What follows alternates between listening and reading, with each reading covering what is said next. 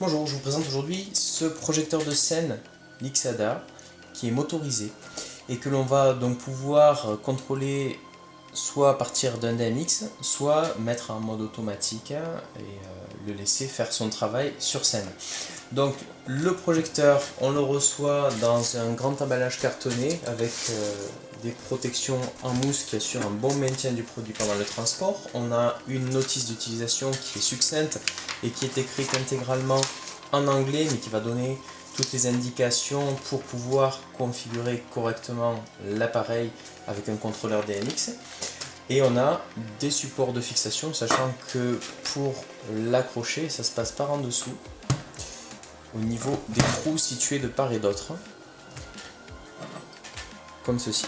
Voilà, et on a donc les deux vis qu'on insère avec une clé Allen qui n'est pas fournie.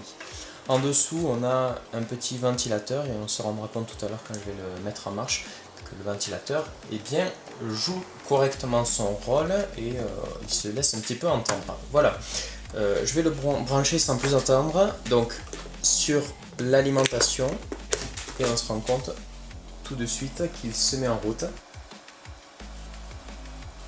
Et si je veux le passer par exemple en mode automatique, en fait j'ai un petit écran LCD qui va me permettre de naviguer dans les menus et les sous-menus de l'appareil. Donc là je suis sur un mode auto fast, c'est-à-dire qu'il va se déplacer automatiquement en faisant alterner les couleurs et les modes. On va avoir des modes clignotement rapide, des modes d'éclairage continu.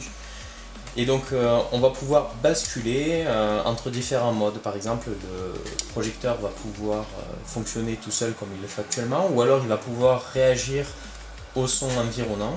Donc pour pouvoir par exemple réagir au son, en fait on a toutes les indications qui sont données dans la notice. Donc il faut être dans le menu NAFA et après il faut être dans le sous-menu NSTS Host Sound Mode. Donc on va appuyer sur le bouton mode du panneau de commande, on va rentrer dans ce menu et on va passer sur le mode NSTS. Je valide avec le bouton entrée. Et là le projecteur ne réagit plus, ce qui est tout à fait normal puisque là il est à l'écoute de musique. Et je vais par exemple avec mon téléphone mettre quelques sons et on va voir comment ça réagit.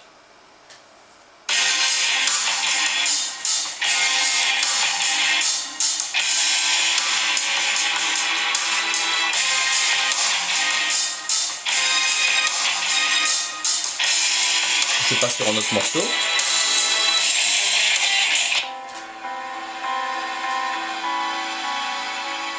Et on se rend compte que le projecteur réagit très bien par rapport à la musique qui est actuellement diffusée.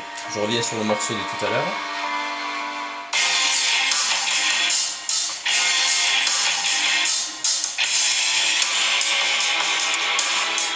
Et je mets en pause.